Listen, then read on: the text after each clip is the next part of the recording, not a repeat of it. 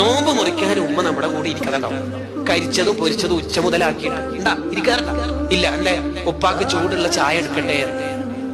എന്നിട്ടൊരു ഈത്തപ്പഴം തിന്നിട്ട് അള്ളാഹു മലക്ക സുൽത്ത് ചൊല്ലിയിട്ട് ചായ എടുക്കാൻ വേണ്ടി പോകുമ്പോ കടിയെല്ലാം കാലിയായിട്ടുണ്ടാവും. ഉമ്മക്ക് അതിൽ പരിഭവം ഉണ്ടാവും. മക്കള് തിന്നതിൽ എന്തെങ്കിലും പ്രശ്നമുണ്ടാവും. ഒരു 2 പത്തലും കറിയൊക്കെ ഒഴിച്ചിട്ട് ചായ എടുത്തിട്ട് ആ 3:30 എണീച്ചിട്ട് മെഷീൻ പോലെ അടുക്കളയിൽ പുകയിൽ വർക്ക് ചെയ്ത എഞ്ചിൻ പോലെ വർക്ക് ചെയ്ത ആ സാധു പെണ്ണുങ്ങൾ, ആ ഉമ്മ നമ്മുടെ പൊന്നുമ്മ തിന്നാനിരിക്കുമ്പോഴായിരിക്കും നമ്മള് റൂമിൽ നിന്ന് കരിയുന്നുണ്ടായിരിക്കും. 1.5 വയസ്സിൽ 1 വയസ്സിലൊക്കെ ആ ഉമ്മ നമ്മളടുത്തേക്ക് വരുമ്പോ കാഷ്ടിച്ച് മൂത്രയിച്ച് വൃത്തികേടാക്കിയിട്ടുണ്ടാവും. നമ്മള് പമ്പേഴ്സ് ഒന്നും അന്നില്ല ഉണ്ടാ. അങ്ങനെ നമ്മളെ വൃത്തിയാക്കാൻ വരുമ്പോ ഉമ്മ മൂക്കിന് കൈവക്കോ? കാഷ്ടവും മൂത്രവും മണത്തിട്ട് ദുർഗന്ധം കൊണ്ട് ജീവിതത്തിൽ വെച്ചിട്ടുണ്ടാവില്ല. അവർക്കെന്തോ മണക്കൂല. അതന്നെ അതിന്റെ സംഭവം. അതെന്തോ ഒരു സംഭവം. അവർക്കത് മണക്കൂല. ഉമ്മ ലാനത്തൊന്നും ചെയ്യൂല. ഉമ്മ ശപിക്കുകയും ചെയ്യില്ല.